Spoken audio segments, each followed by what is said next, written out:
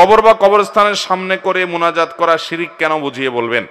কবর বা কবরস্থানের সামনে মুনাজাত করলেই শিরিক হয়ে যাবে ব্যাপারটা এরকম না, বরং যদি কেউ কোনো কবরওয়ালা কোনো মাজারওয়ালার কাছে সন্তান চায়, ব্যবসা চায়, উন্নতি চায়, মনে করে তার হাতে আছে, সে আল্লাহর কাছে নিয়ে দিবে ভায়া মিডিয়া, এই জন্য ওই কবরওয়ালার কাছে মাজারওয়ালার কাছেই দোয়া করে সন্তান চায়, তাহলে সেটা শিরিক হবে। কারণ সে এটা চাইবে আল্লাহর কাছে, আল্লাহর গোলামের কাছে চাইলে এটা আল্লাহর সঙ্গে পার্টনার সাব্যস্ত করা হয়, এটা তো বোঝা যায় দিনের আলামতে কেন শিরিক হবে।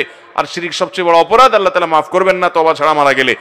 অতএব শিরিক থেকে বেঁচে থাকতে হবে। কিন্তু কেউ কবরের দিকে ফিরে আল্লাহর কাছে দোয়া করছে, কবরওয়ালার কাছে না, তার বিশ্বাস না যে কবরওয়ালা কিছু দিতে পারে, তাহলে এটা শিরিক হবে না।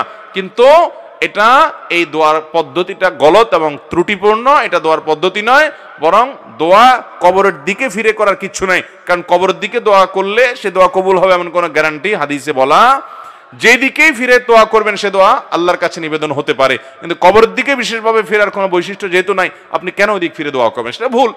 আপনি প্রয়োজনে কেবলার দিকে ফিরে করতে পারেন অথবা যে কোনো দিকে ফিরে করতে পারেন, নির্দিষ্ট কোনো দিককে নির্ধারণ করলে তার কারণ আপনাকে দেখাতে হবে, হাদিস কোরআনে এটা বলা হয় নাই।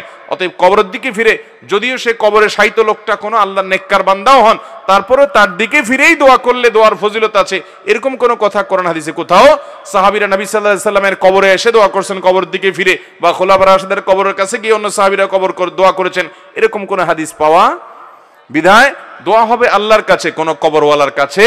যদি কবরওয়ালার কাছে প্রার্থনা করেন তাহলে সেটা কি হতে পারে? শিরক অবশ্যই হবে।